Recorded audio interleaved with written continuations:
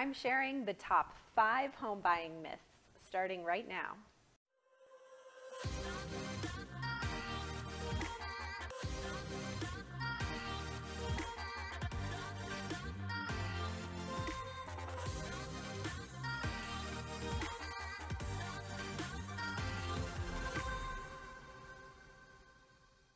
Hey, I'm Caitlin McKegg. I'm a realtor here in Phoenix, Arizona, and I am back again with another weekly video. Today I'm talking about the 5 home buying myths. Before I jump into those 5 myths, I just want to say thank you to all who have reached out to me about buying and selling real estate in Phoenix, and those who have reached out with questions. If there's anything I can do to help you along the lines of buying or selling real estate or questions about the Phoenix market, feel free to call, text, or email me anytime, and I'm happy to help. You can also subscribe to my channel to check out my weekly videos and keep up to date, as well as follow me on social media and keep up to date with me there as well. I'm debunking the top 5 home buying myths for you in this video. If you've bought a house before, you probably are familiar with hearing these and then realizing that they're not true. But if you've never bought a house before, this all might be new information and hopefully it will help you. So the first myth is that you need 20% down to buy a house. This is not true. You don't need a 20% down payment to buy a house. First of all, there are loan programs that allow you to put down as little as 3% and some that don't require a down payment at all. There's also options for down payment assistance that you might qualify for. Depending on your qualifications, even if you are doing a conventional loan, you can put down 15% instead of 20%. If that's too high, you can look into other loan programs like FHA loans, VA loans if you're a veteran, USDA loans, and as I mentioned, down payment assistance and other ways that a lender might be able to help you to minimize that down payment so that purchasing a home is within reach. Bottom line, don't let the 20% down payment myth be the only thing that stops you from buying a house.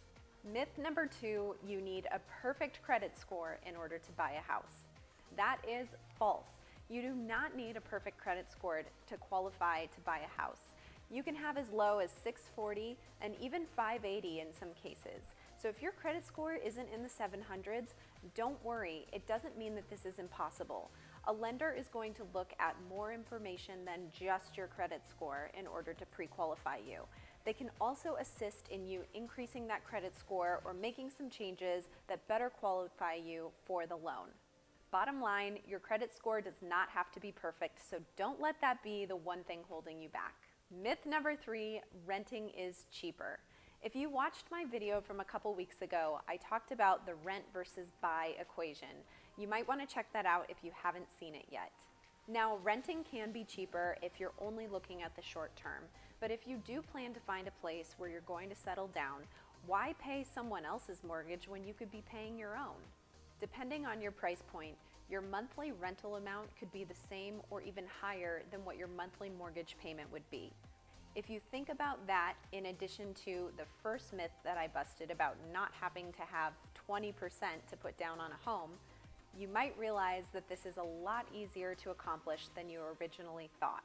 You don't need to save big bucks for that down payment, and what you're paying in rent already might actually cover your mortgage. Then you're a homeowner and you have equity in an asset that you can cash out of in the future.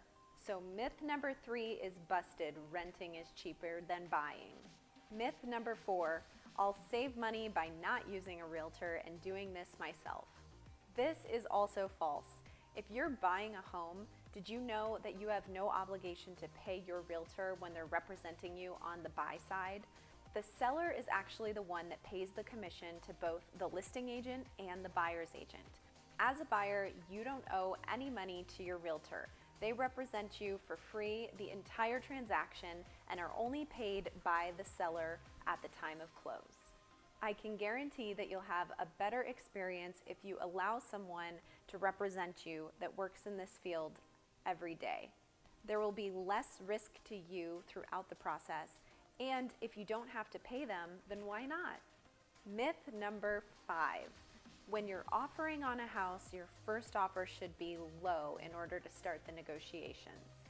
Many people have this mindset thinking that if they come in low, the seller will come down a certain percentage, therefore they can come up a certain percentage and eventually meet in the middle.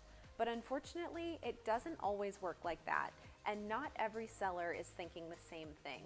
If you come in with a significantly low offer off the bat, many times a seller will be offended and turned off by that offer and actually decline it altogether without even countering the offer.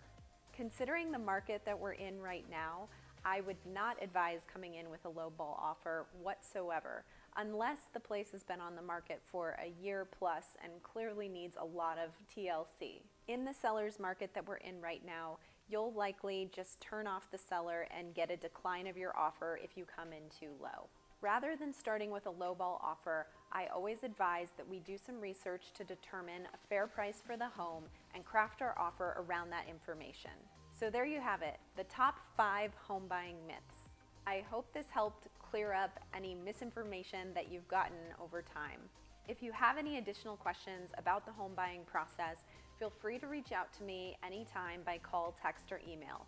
If you want more information on that rent versus buy equation that I mentioned before, check out the link below to see that video. If you're curious about the steps in the home buying process, whether this is your first time or haven't done it in a while, check out the link below as well to download my 10-step buyer guide. Thanks for coming to my channel and checking out my video. Let me know if you have any questions. I'm Caitlin McKegg with Berkshire Hathaway.